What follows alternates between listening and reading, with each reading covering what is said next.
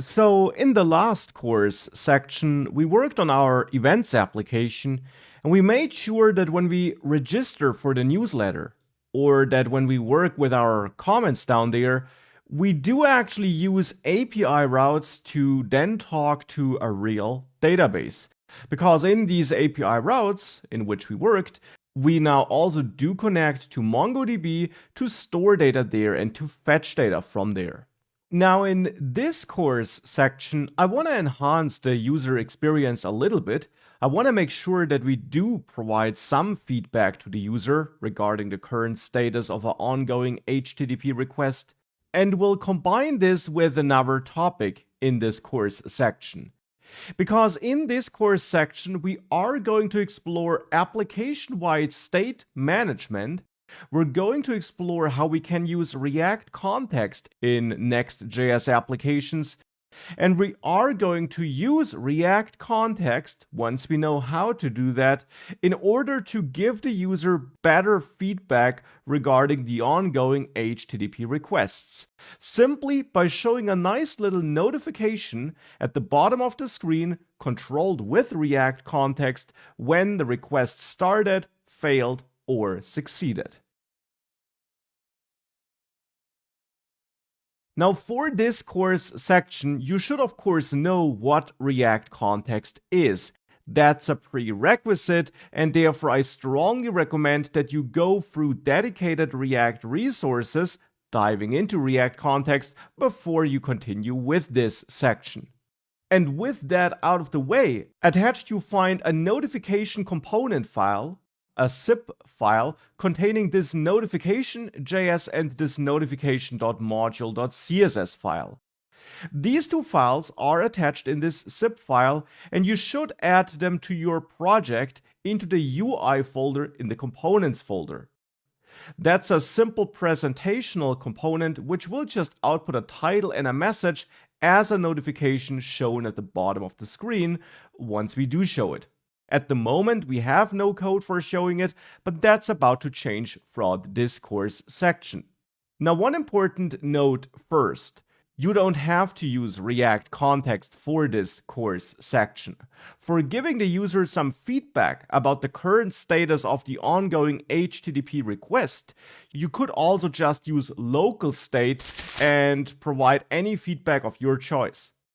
My goal just is to show an overlay, a little notification at the bottom of the screen, and I want to control that globally with the context API so that we can trigger this notification and control this notification from anywhere in our application. That's my only goal here. Now, therefore, before we add React context, let's see how the end result should look like. Let's go to the _app.js file in the pages folder. And there we have our layout. We have the head section with the general head data. And we got this component prop which renders the actual page content. Now in here, I also want to output the notification component. And for this, we need to import notification from the components folder there from UI and the notification.js file we just added. I'm just adding it here so that you see what we will add throughout this section. This notification component takes three props, a title, a message, and a status. And therefore, I'll set these three props here now. I'll set the title to test, the message to this is a test, like this, and the status to pending for a start. If we now save this, we have this notification element at the bottom. And the goal is to show this once we did click the register button, and then once the request succeeded or failed, we want to replace it with a proper error or success variant. Let me show you these variants here. If we change this to success, if we change the status to success, this switches to this success notification with a green background. And if, on the other hand, we change it to error, this switches to this red notification. So that's the notification. But of course, it shouldn't be hard-coded here. It shouldn't always show up. Instead, it should only be shown when we want it to show up, when we have an ongoing request or when we have a response from a request.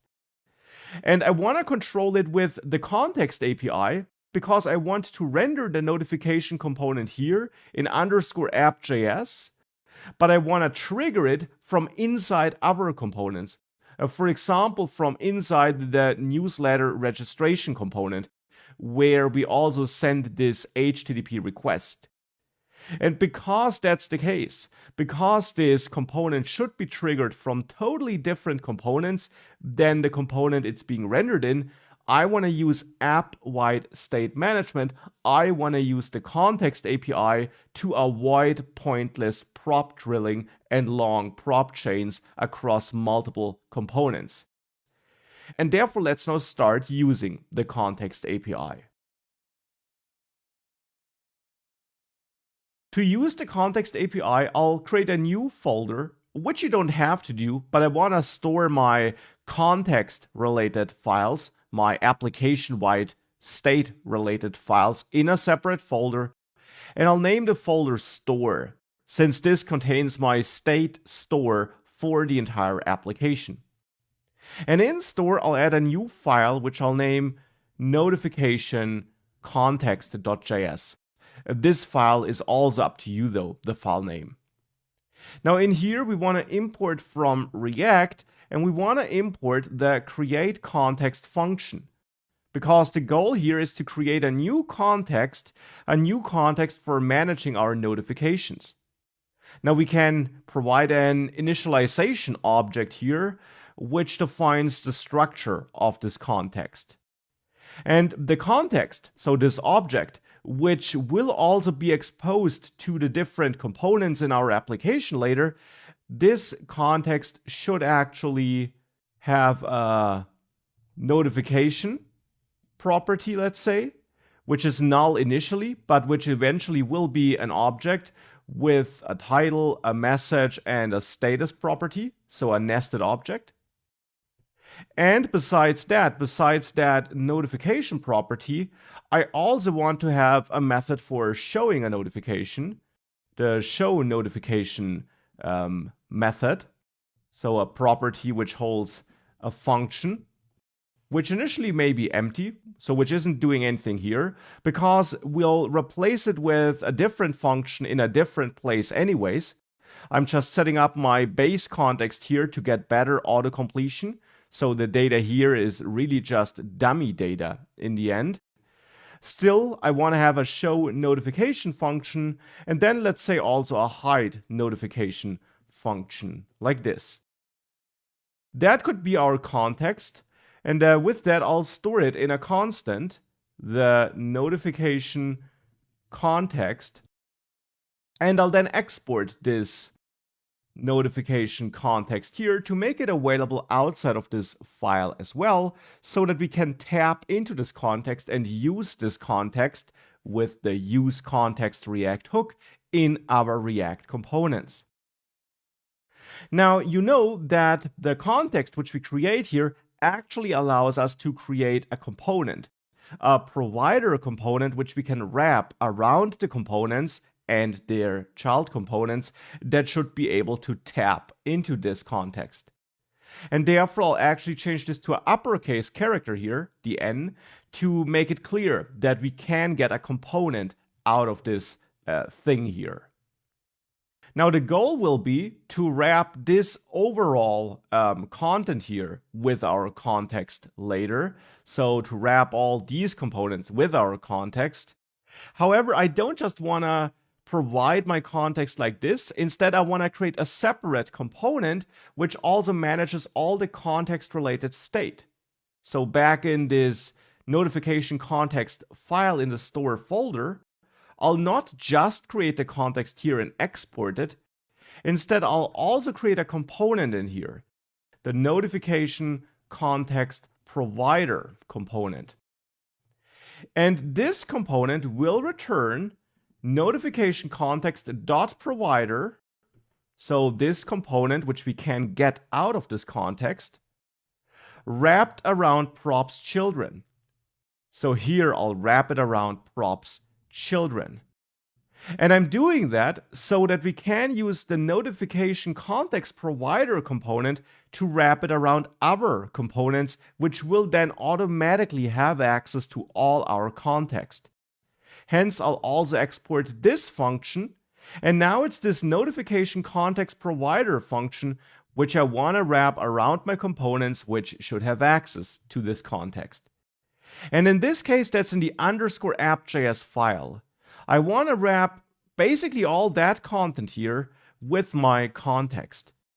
So here we can wrap everything with notification context provider and make sure that you import notification context provider from this notification context file in the store folder.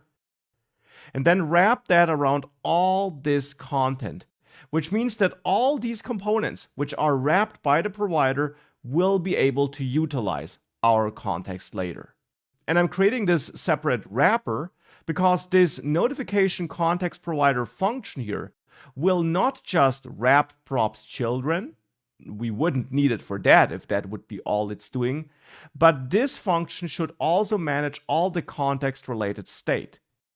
So here we will work with use state and so on to manage the notification state and to create the show and hide notification functions inside of this component.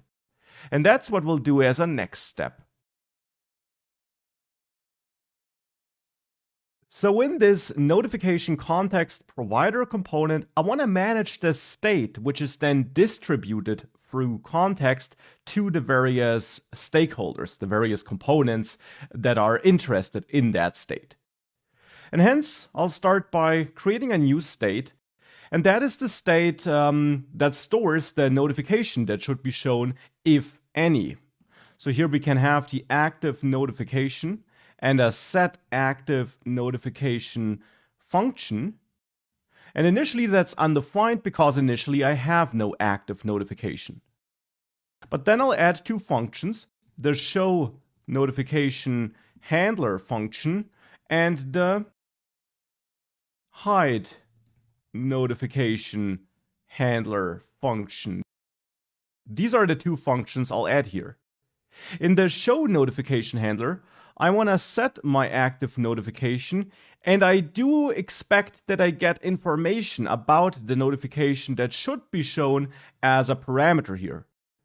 So here I'll expect to get my notification data, and then I'll set my active notification to an object where the title is notification data.title, where the message is notification data.message, and where the status is notification data.status. And since these objects are exactly equal, we can of course take a shortcut and just set the active notification to that notification data we're getting here.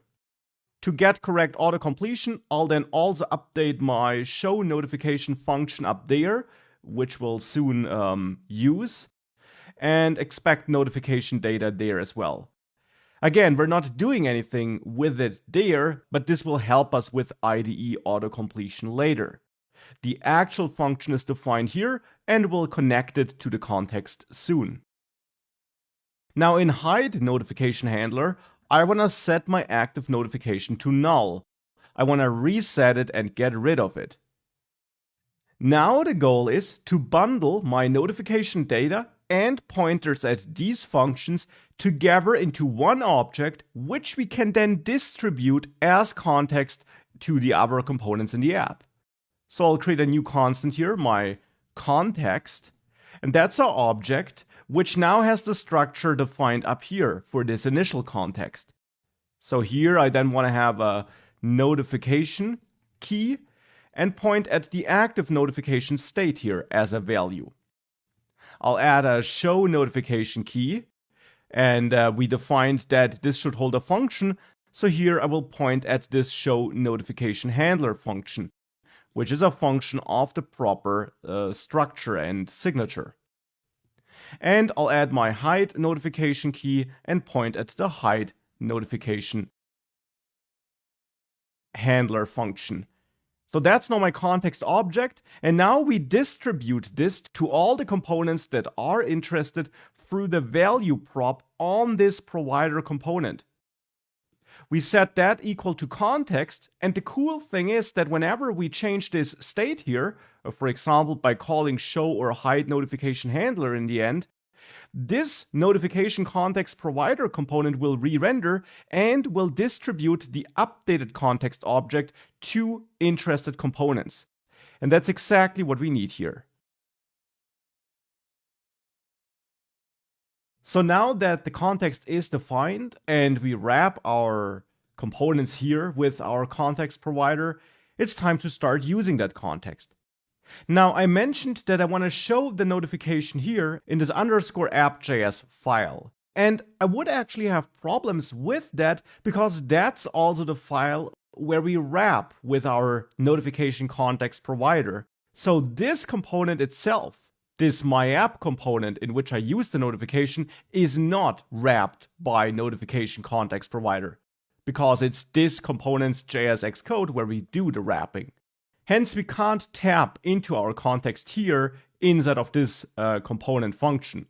But that's no problem. We can get rid of the notification here and cut it and remove its import, and instead just use the layout component, because that also is a wrapper around all our other content. And it's the perfect component for rendering a notification. Also, if we have a look at its name, layout, it is per definition a wrapper for visual content. And therefore, if I go to my layout component, I'll simply add the notification there, and then of course also add the import for the notification component from the UI folder like this. And now in the layout component, we can tap into our context. And for that, I'll import the use context hook, which allows us to do that. We can call use context and then pass the context to which we want to establish a connection as an argument to use context. So to make that work, we should import the context to which we want to connect. And that's the notification context, not the notification context provider, but just the notification context, because I just want to connect to this context object here. So not the provider component, but this context object, this one, which is exported as a default. That's what I need for a use context. So in the layout component, that's what I'll import from my store folder, so for my store notification context file. So pass notification context as an argument to use context, and that gives us access to that context value. Now we can use that context to call show or hide notification or to get the current notification data. And that's what we need here in this layout component to conditionally show the notification. So here I'll then get access to the notification, and I'll name this active notification. So I'll store the notification managed by my context in a constant here in this component.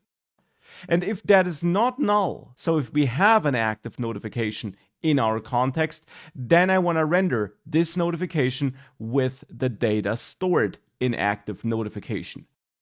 So we want to render notification conditionally, and we can do this as we always do it with this syntax here, and then just populate the props here with the active values from the active notification. So active notification title, and also set the message to active notification message. And for the status, I'll set this to active notification status. So now this notification component is rendered whenever we have an active notification in our store, in our context. At the moment, though, we never have an active notification because we have no place that would trigger the show notification handler by calling show notification on the context object.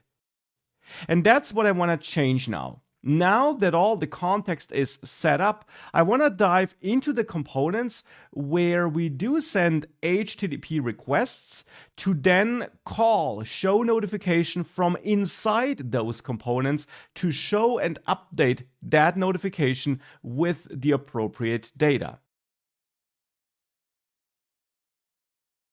Now let's start with the newsletter registration. For this, we have the newsletter registration component in the input folder, and there we're sending this HTTP request. Now I want to show the pending notification whilst we are sending and waiting for the response. I want to show the success notification if sending succeeded, and I want to show the error notification if sending failed. Now to make all of that happen, in the newsletter registration component, we need to connect to context.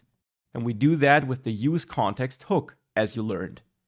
So here we then call useContext, and we simply import the notification context. So again, not the provider, but the context itself from our store, and there the notification context file. And then we establish this connection as we did it before a couple of minutes ago. So here we then have our notification context. But here I'm not interested in the notification. Here instead I want to call a function to show the notification. For example, here in the registration handler when we start sending this request.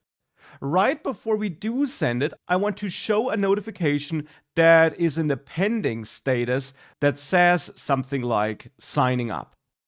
So for this we can use the notification context object and call show notification and pass an object with the notification data. And here I'll set a title of signing up, a message of registering for newsletter, something like this, and set the status here to pending because we are pending. Now, if we are successful, so in this last then block here, then I want to set the notification to success. So in here, I'll actually call show notification again, but then say success as a title. And as a text here, we can say successfully registered for newsletter, something like this. And the status is success instead of pending. Now, in case of an error, I also want to show the appropriate notification. And that's why I will add a catch method here, where we get a potential error. And here, I also want to show a notification, but the status will be error, the title will be error, and the message could be retrieved from the error. Here we could check if we have a message property which we want to use, and alternatively just say something went wrong. So we show the error message if we have it, or we show this fallback if there is no message attached to the error. Now, one problem we'll have here is that the fetch function works such that error HTTP codes, so 400 and 500 status codes, will not cause this promise to fail.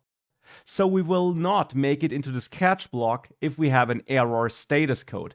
And I would like to make it into this catch block if that's the case. So to make sure that this is how everything works, I will actually dive into this then block and check if response is okay. This is an extra field which this response object has. And if that's the case, I know that we have a success status code. Then I want to return response.json. If that's not okay though, if we make it past this if check, then I know that we have an error. In this case, I also want to get my response data, but I also want to throw an error. I want to reject that promise by throwing an error inside of the then block. And for that here, when using then catch instead of async await, we'll need a nested promise because I'll need to get access to the response object whilst getting access to the parsed data at the same time.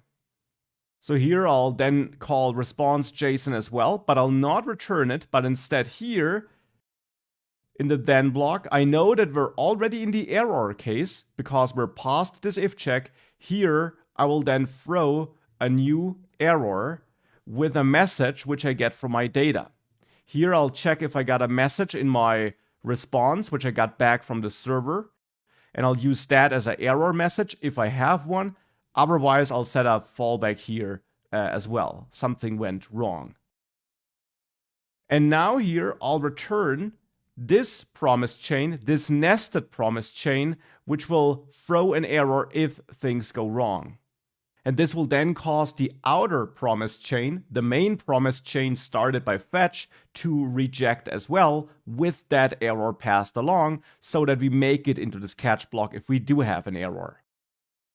So with all that implemented, we can try if this works. If we save everything and I reload, if I sign up for my newsletter here and I click register, we see the signing up notification and it changes to success.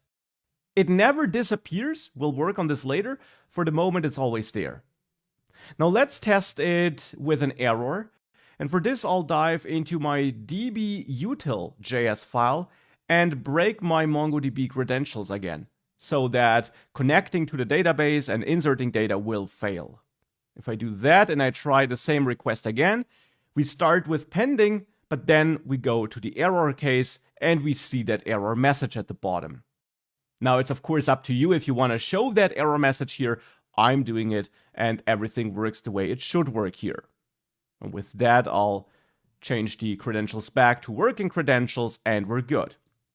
Now, of course, it would also be good if the notification could be removed and if it would disappear eventually.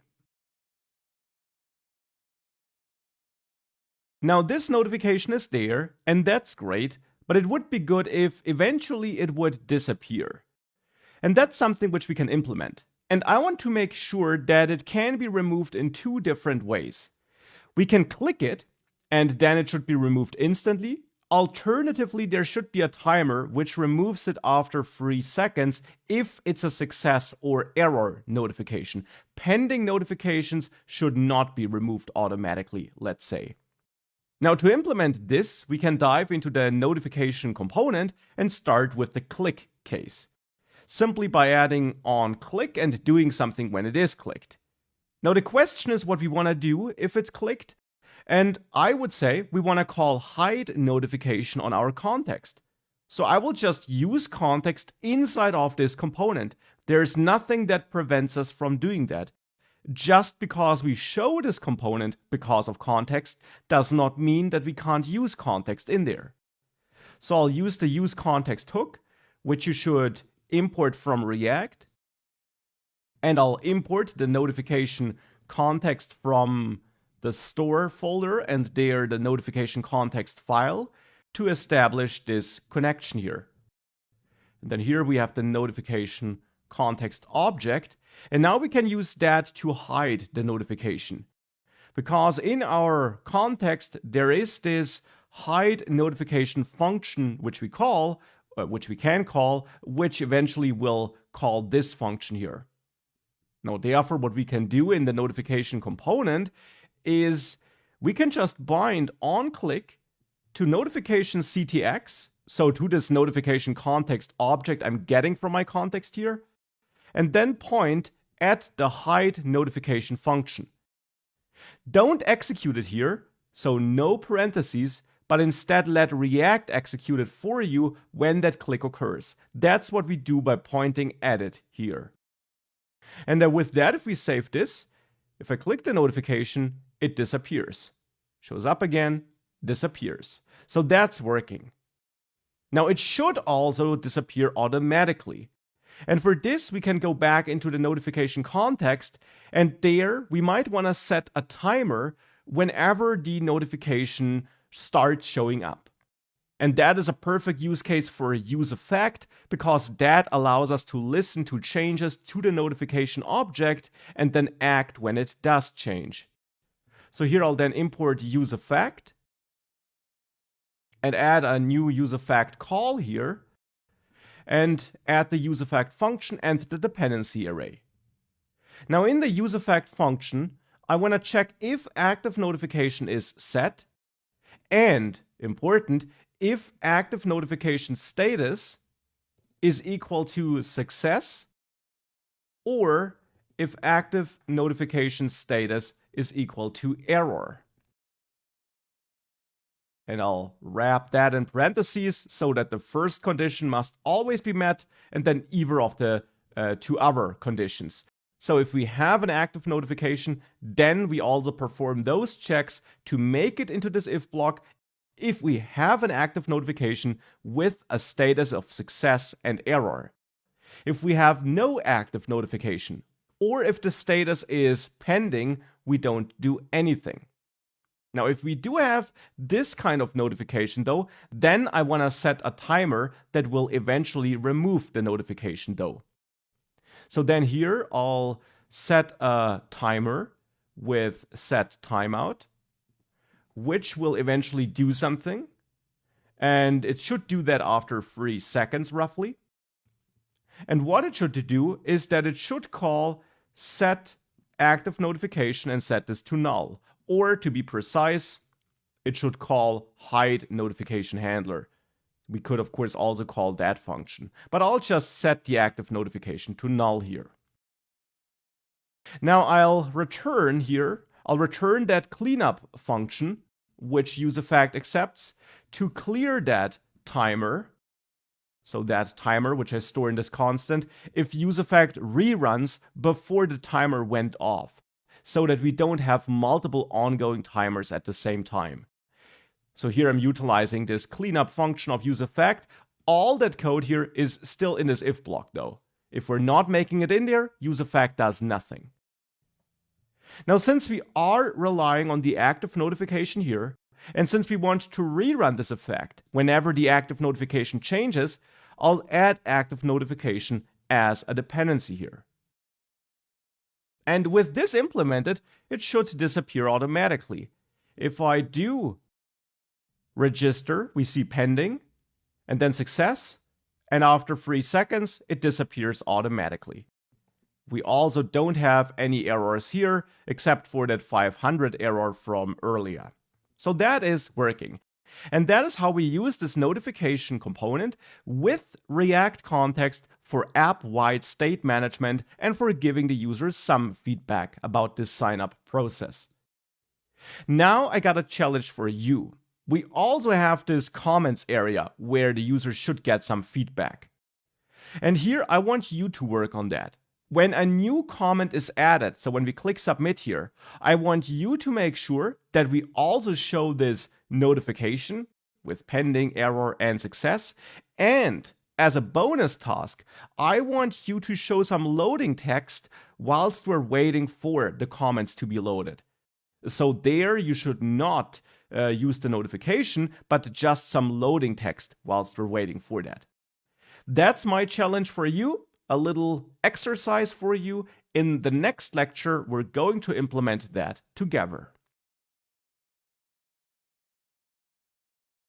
Were you successful? Let's implement this together. For this, in the input folder, in the components folder, we got this new comment.js file where we have this form, and that talks to the comments.js file where we sent the request for adding a comment. And that's the part where I want to trigger my notification in basically the same way as I did it for the newsletter sign up.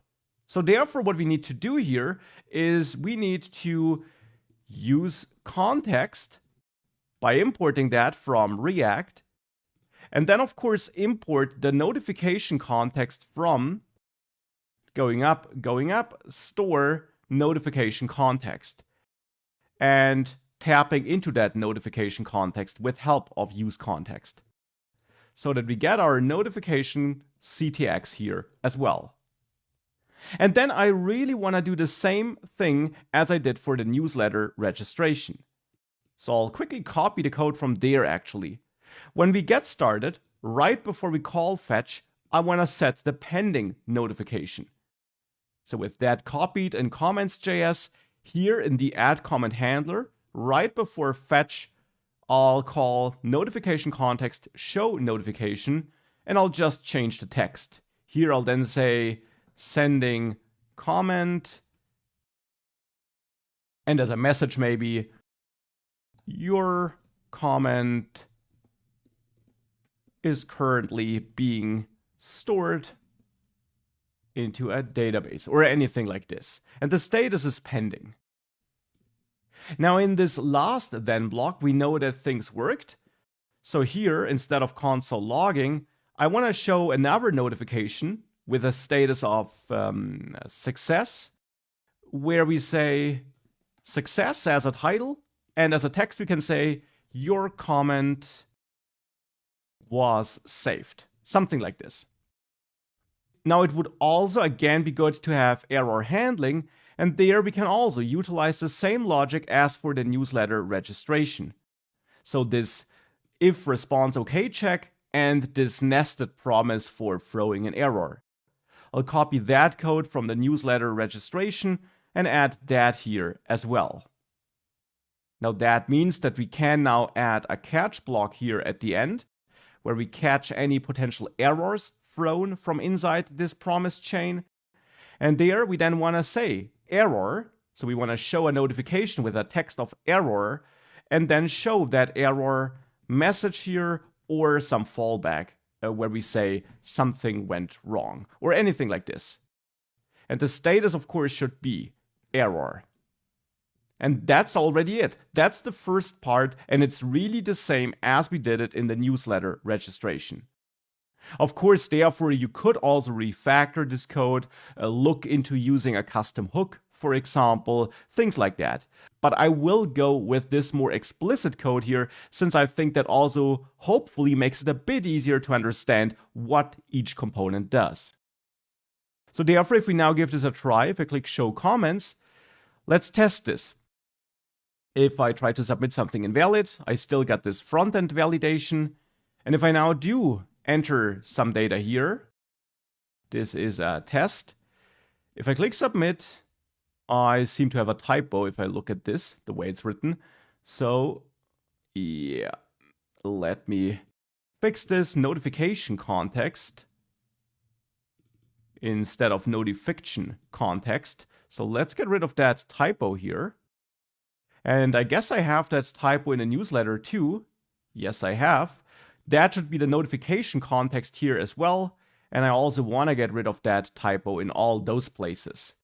Since I had the typo there in all the places, it worked. But of course, I don't want to have that typo anywhere. So I fixed it in both files so that this is notification CTX now. And with that, if we test this again, we see the pending state and the success state. And then after 3 seconds, it's removed. And if we send multiple comments, this also works. So now I added a couple of comments, and hence if we hide and show them, they are loaded again. And of course, we could also look into doing this differently so that we show an added comment right away, but that's just not the focus here. Instead, I now want to work on that loading state, because if I do show them, the comments may take a while to show up, and it would be great if we could show some loading text whilst that happens. Which means that I don't want to work with my notification context there, but really just show a little loading text in this component here. Now it's the comments.js file where we fetch comments here with useEffect, and that's where I want to manage my, well, loading state. Hence, I'll add a new local state here, because not everything has to be a global state. If a state really only affects a single component, there's no need to use a global state. And then here I'll set this to false initially, because that is my fetching comments state with the set is fetching comments updating function. And here in useEffect, if we are now showing comments, I'll set is fetching comments to true because we are now loading. And if we're done eventually here, I'll set is fetching to false. We could also add error handling here. Feel free to do this as a bonus task. I will just focus on showing a loading state for now. So now with that, we're managing this state. And we can now use this state to either show the comment list if we have our comments or to show some loading backup text. So here I will tweak this, and I'll only show the comment list if we are in show comments mode and we're not fetching. So not is fetching comments, because else if we are in show comments mode, but we are fetching, then I want to show this loading fallback text here. That's how we could implement this. And if we do it like this, we see that if I click show comments, we see loading initially before the comments show up. And that's exactly the behavior we want here. Again, there is more you can do. You can tweak this however you want, but that was the task here. And most importantly, that was how you can use context in a Next.js application. Now that's it for this section. Now we learned how we can use React context in a Next.js application. And the simple truth is, there's nothing special to it. If you paid close attention, we just used React context as we would use it in any kind of React application. There was nothing Next.js specific.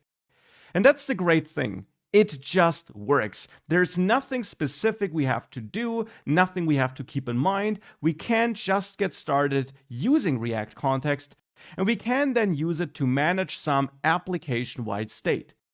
Here I'm using the context API. We could have also used Redux in a similar way. That would have also worked. And that's the key takeaway from this section. You just use context as you're used to. In this case, we are using it to have that better user feedback when we are signing up for a newsletter or when we are submitting a comment.